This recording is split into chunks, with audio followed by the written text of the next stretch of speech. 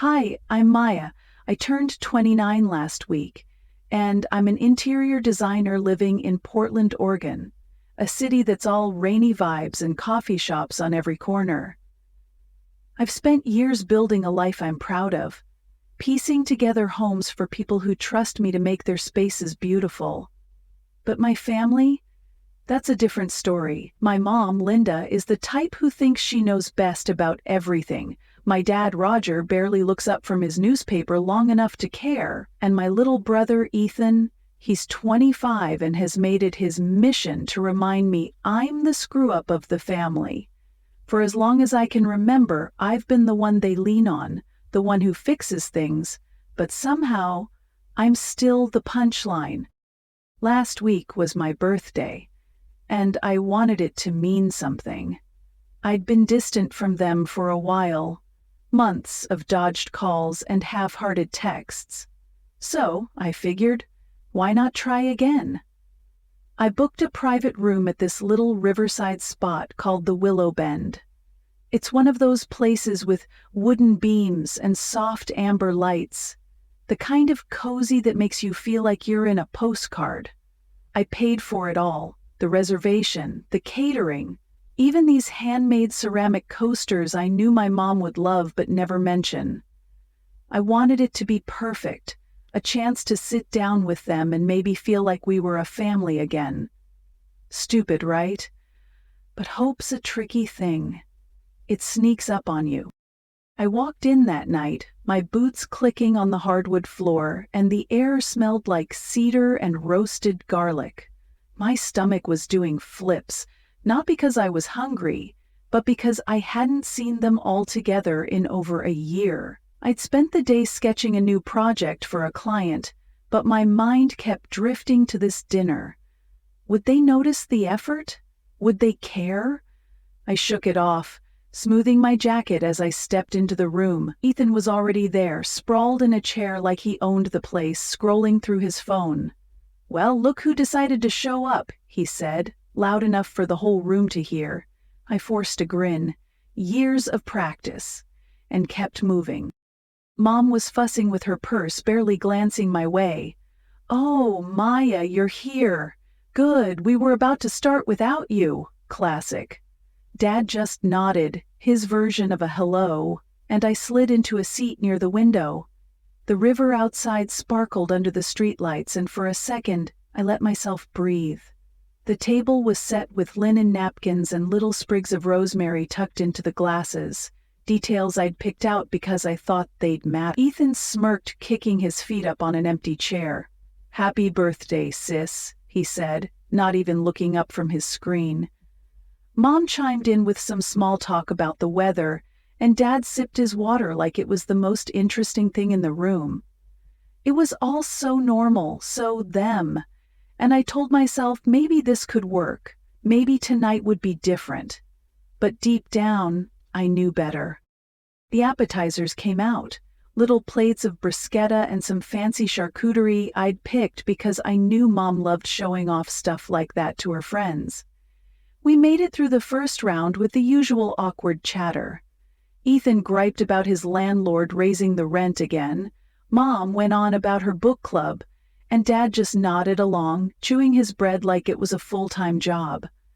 I kept my answers short, mostly, yeah, or that's cool, because I didn't trust myself to say more. The air felt thick, like we were all pretending this was fine, and I was still clinging to the idea that maybe, just maybe, they'd see me tonight. Then the lights dimmed a little and I heard a soft clap from the kitchen door. My heart jumped. I'd spent days picking out the perfect cake with the bakery. It was supposed to be this elegant vanilla thing, 3 tiers with a smooth cream finish and Happy 29th Maya written in this delicate cursive. I'd even paid extra for edible gold flakes because I wanted it to feel special, like a moment we could all share. I turned in my chair, ready to see it roll out, but what came through the door wasn't mine. Ethan stood up, grinning like he'd just won something, trailing a server who was holding a cake I'd never seen before. It was this lumpy, single-layer chocolate mess, the kind you'd grab from a gas station at the last minute, and across the top, in sloppy white frosting, it said, "Happy birthday to our biggest failure." The words hit me like a slap, but the room didn't even pause. Ethan burst out laughing first, slamming his hand on the table so hard the glasses rattled. "Oh man, that's gold," he choked out, barely able to breathe. Mom giggled, this nervous little sound, like she wasn't sure if she should join in but couldn't help it. Dad snorted, shaking his head like it was the funniest thing he'd heard all year. "Ethan, you're too much," Mom said, wiping her eye like she was crying from laughter. I just sat there, staring at it. The frosting glistened under the lights, the letters uneven and mocking. My chest tightened, but I didn't move, didn't blink. I could feel their eyes on me, waiting for me to react, to laugh it off like I always did. "Come on, Maya, it's just a joke," Ethan said, still chuckling as he flopped back into his chair. "Lighten up, it's your birthday." Mom nodded, patting my hand like I was a kid who didn't get the punchline. "He's only teasing, honey. You know how he is." A joke. That's what they always called it. Like the time Ethan joked about me dropping out of college to chase some artsy dream, right in front of my old high school friends. Or when Mom laughed and told her neighbors I'd never settle down because I was too busy playing with furniture. I'd spent years swallowing it, smiling through it, because that's what you do, right? You keep the peace. But that cake? It wasn't just a jab, it was every time I'd let them walk over me. Every time I'd stayed quiet when they took what wasn't theirs. I remembered the late nights I'd spent sketching designs while Ethan partied away the money I sent him to cover his gambling debts. The way Mom once borrowed my portfolio to redo her friend's living room, then bragged about it like she'd come up with it herself. How Dad never said a word when I handed over cash to fix his car, just muttered thanks and went back to his paper.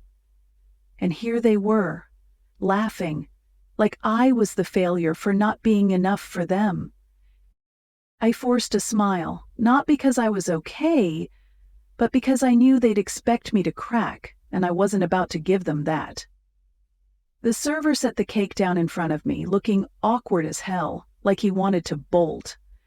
Ethan grabbed a knife and started cutting, still snickering. "Let's eat this masterpiece," he said, sliding a piece onto my plate. I didn't touch it. My hands stayed in my lap, fingers curling into fists under the table. They kept going, passing slices around, acting like this was some hilarious family memory we'd laugh about later. But something in me was shifting, like a lock clicking open after being stuck for too long. This wasn't going to end the way they thought it would. I sat there with that untouched slice of cake in front of me, the chocolate smell turning my stomach, while Ethan shoveled a bite into his mouth, still grinning like he'd pulled off the prank of the century. Mom was chatting about how clever he was, and Dad just kept sipping his water, avoiding my eyes. The laughter had died down, but the air still buzzed with their smug energy, like they'd won something by watching me sit there and take it. I couldn't breathe, right? My chest felt like it was caving in. So I pushed my chair back and stood up. "I need to call a client," I said, my voice steady even though my hands were shaking. Ethan smirked. "Yeah, sure, big designer stuff." But I didn't look at him. I just grabbed my phone and walked out of the room. The hallway to the front of the Willow Bend was quieter, the hum of the dining room fading behind me. I didn't stop until I got to the hostess stand, where a girl with a messy bun and a name tag that said Jess was flipping through a reservation book. She glanced up and I leaned in, keeping my tone casual. "Hey, quick question. Can you tell me who called to change my cake order?" She blinked, caught off guard, then tapped something into her tablet, her brow furrowed as she scrolled. Yeah, it was an Ethan Harper. Called 2 days ago, said it was a last-minute update." She looked at me like she wasn't sure if she'd just stepped into something messy. I nodded, muttered a thanks, and stepped outside before she could ask anything else. The Portland air hit me hard, crisp and cold, with a bite of river dampness. The streetlights glowed through a thin mist, and I stood under one, my breath fogging in front of me. Ethan. Of course it was him. Not a spur-of-the-moment thing, but planned, deliberate, like he'd sat there 2 days ago thinking about how to twist the knife. I pulled out my phone, opened the Notes app, and started typing. Not a rant, not some emotional mess. Just a list. Every time they'd taken from me and called it nothing. The $2,000 I wired Ethan last year when he swore he'd pay me back, then didn't. The design sketches Mom shared with her friend who turned around and paid her for them. The way Dad cashed my checks without ever asking how I was doing. Line after line it poured out, and my hands didn't even tremble. This wasn't about the cake anymore. It was about all of it. I stood there, the city humming around me, and something clicked. I'd spent years pretending I didn't see how they used me, how they rewrote me into this version of Maya that fit their story. The dropout, the dreamer who'd never make it, the biggest failure. But that cake? It wasn't the start of this. It was the end of me acting like I didn't know what they were doing. I slipped my phone back into my pocket and walked back inside, my boots steady on the floor. The warmth of the restaurant hit me again, but it didn't feel cozy anymore. It felt like a trap I was about to walk out of. When I slid back into my seat, Mom was mid-sentence, something about her garden club, and Ethan was scrolling his phone again. He glanced up, smirking. "You missed the toast, sis," I said. "Here's to Maya, still figuring it out at 29. Mom chuckled, and Dad gave a half nod, like he agreed.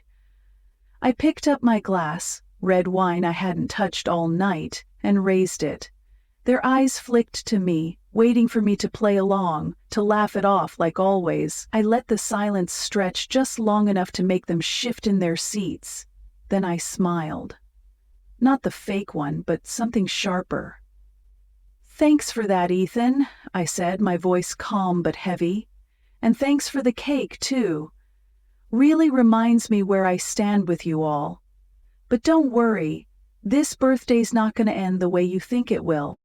Ethan's smirk faltered, just for a second, and Mom's hand froze on her glass.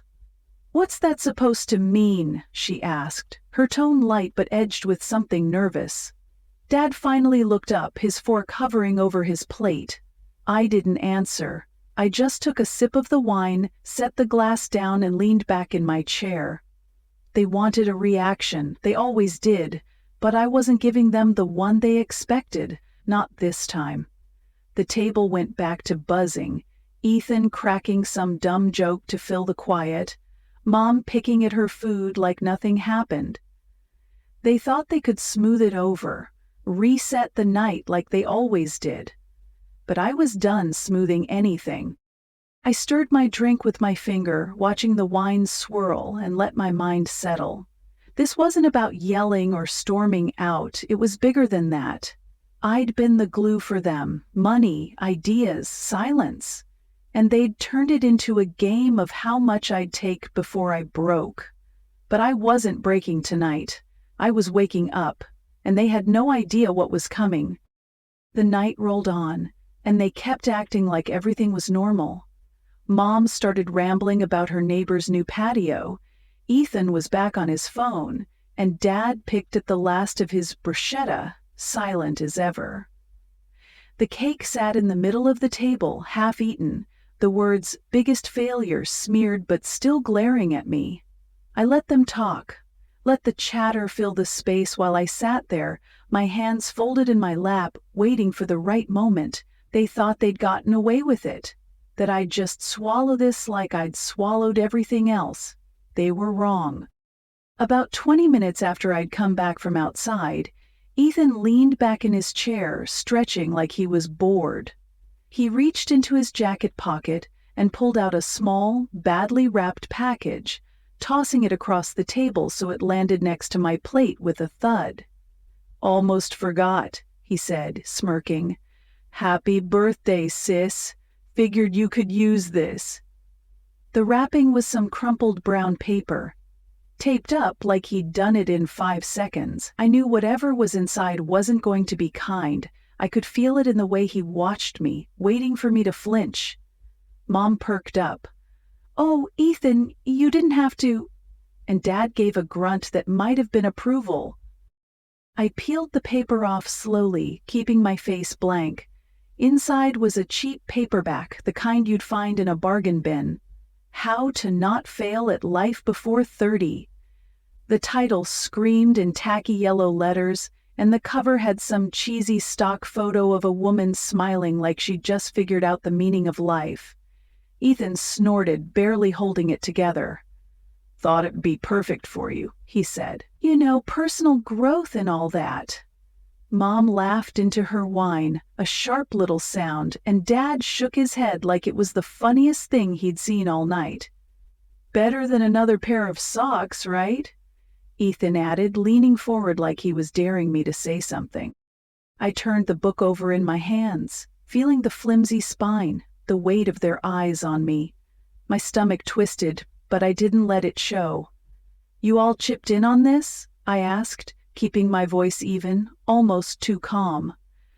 Ethan raised an eyebrow, caught off guard that I'd even responded.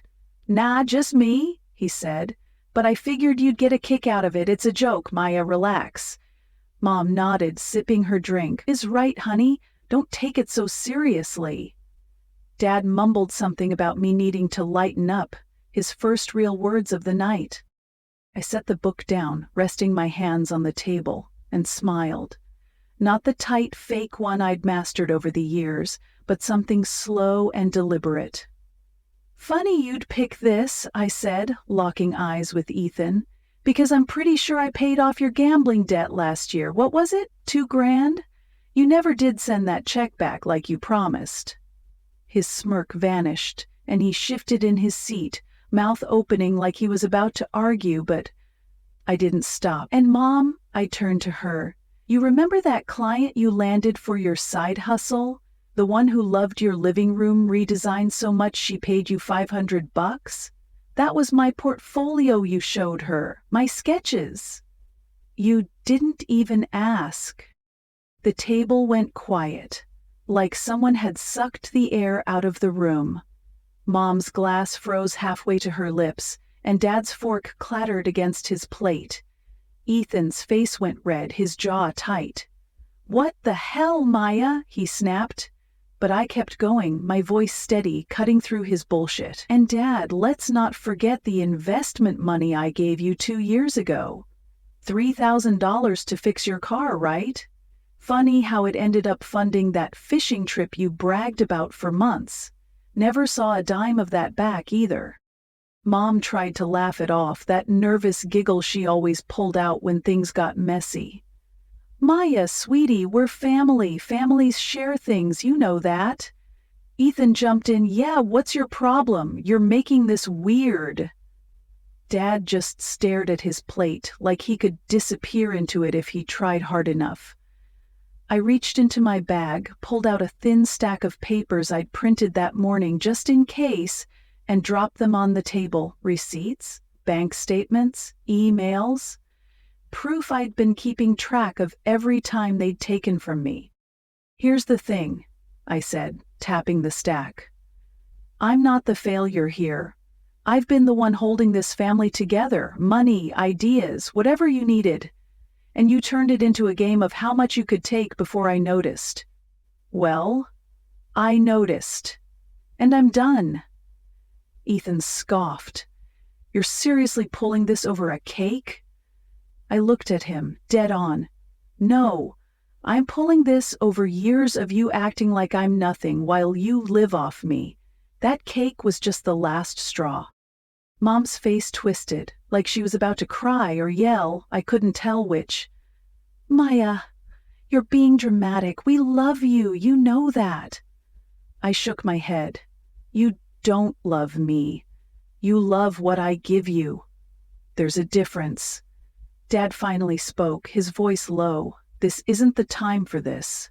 I turned to him. When is, Dad? When you need another check? Or when Mom wants to steal another idea? Or when Ethan's broke again? The silence was heavy, suffocating. Ethan shoved his chair back, muttering something under his breath, but he didn't leave. Mom's hands were trembling, and Dad just sat there, useless as always. They didn't know what to do with me. Not this version of me, the one who wasn't bending anymore. I leaned forward, my voice dropping. You don't have to like me. You don't have to respect me. But you're not going to sit here and pretend I'm the problem when I've been carrying you all for years. Not anymore. They stared at me, stunned, like they'd never seen me before.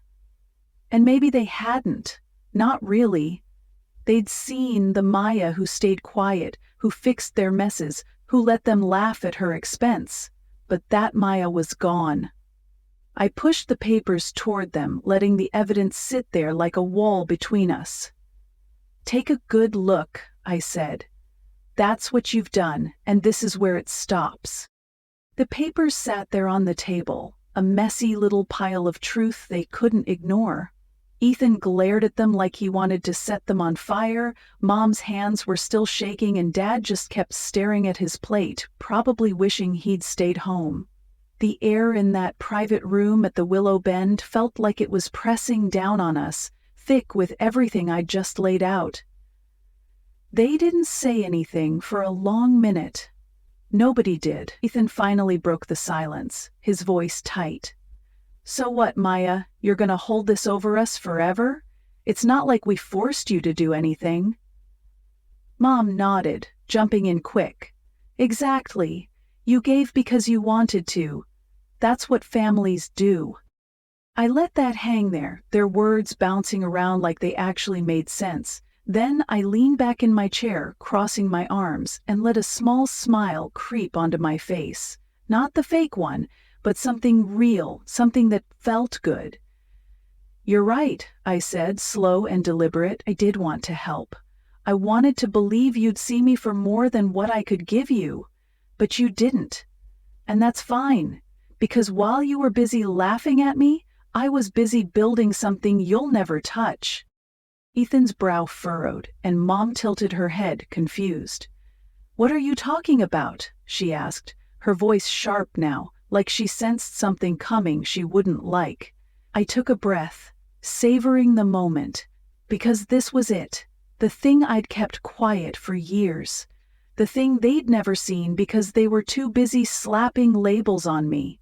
Last week, I said I signed a deal to sell my interior design company. That little hobby you always called a waste of time? It's gone for $5 million. Cash, done. And not a single penny of it's coming your way. The room went dead. Ethan's mouth dropped open and he just stared at me, like his brain couldn't catch up. Mom's glass slipped from her hand, hitting the table with a dull thud, wine splashing across the linen. Dad's head snapped up, his eyes wide for the first time all night, like I'd just said I'd robbed a bank. $5 million? Ethan choked out, his voice cracking. You're full of shit, Maya. No way. I didn't flinch. I reached into my bag again, pulled out my phone, and opened the email from my lawyer. Confirmation of the sale, signed and sealed. I slid it across the table, letting it land right in front of him. Read it, I said. It's real. He snatched it up, his hands fumbling, and Mom leaned over his shoulder, her breath hitching as she scanned the screen. I watched their faces change. Ethan's going pale, Mom's tightening like she was about to cry or scream. I couldn't tell. Dad just sat there, blinking at me like he was seeing a stranger. You sold your company? Mom stammered, her voice barely above a whisper. When? How? You never said anything, I shrugged. I didn't need to. You wouldn't have cared. You were too busy telling everyone I'd never amount to anything. Guess you were wrong. Ethan shoved the phone back at me, his jaw clenched. So what, you're some big shot now? You think this makes you better than us? I laughed. Short, sharp, the kind of laugh that surprised even me. No, Ethan. It doesn't make me better, it makes me free. I built that company from nothing. Late nights, no help, no handouts, while you were blowing my money on poker games and Mom was passing off my work as hers. 5 million's just the cherry on top. The real win is knowing I don't need any. Mom's face crumpled and she pressed a hand to her chest like I'd stabbed her. Maya, how can you say that? We're your family. I looked at her, really looked at her, and for once I didn't feel guilty. Family doesn't treat you like a punching bag and then call it love, I said. Family doesn't take everything you give and then laugh in your face. I've been your ATM, your scapegoat, your joke for years. That's not family, that's a leech. Ethan slammed his hand on the table, making the plates rattle. You're so full of yourself. You think you can just drop this and walk away like some hero? I met his eyes, unflinching. I don't need to be a hero, I just need to be done. And I am. Dad finally spoke, his voice rough. Maya, this is a lot. You could have told us. I turned to him, almost soft. Would it have mattered, Dad? Would you have cared if it didn't come with a check attached? He didn't answer, just dropped his gaze back to the table. Mom started to say something, her mouth opening and closing like a fish out of water, but I cut her off. Don't, I said. Don't try to spin this. You didn't know because you didn't want to. You liked me, small, quiet, easy to use. But I'm not that anymore. I stood up, grabbing my phone and the papers, tucking them back into my bag. Ethan muttered something under his breath, probably a curse, but I didn't care. Mom reached for my arm, her fingers brushing my sleeve. Maya, please, let's talk about this. I stepped back, out of her reach. There's nothing left to say. They sat there frozen as I adjusted my jacket. The weight of it all, the years, the lies, the money, was still there, but it wasn't crushing me anymore. It was theirs to carry now. I looked at them one last time. Ethan's glare, Mom's teary eyes, Dad's blank stare, and felt nothing. Not anger, not sadness, just nothing. Enjoy the cake, I said, nodding at the half-melted mess. It's the last thing you'll get from me. I didn't wait for them to say anything else. I grabbed my coat off the back of the chair, swung it over my shoulders, and walked out of that private room at the Willow Bend without looking back. The sound of their voices, Ethan's muttering, Mom's shaky protests, faded as I pushed through the side door into the night. The Portland air hit me again, colder now, with a fine drizzle settling into my hair. I wrapped my coat tighter and started walking, my boots splashing through shallow puddles on the sidewalk.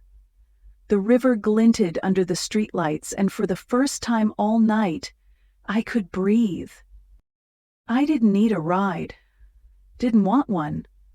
I'd told my friend Sam earlier I might crash at his place if things got weird, but right then I just wanted to be alone.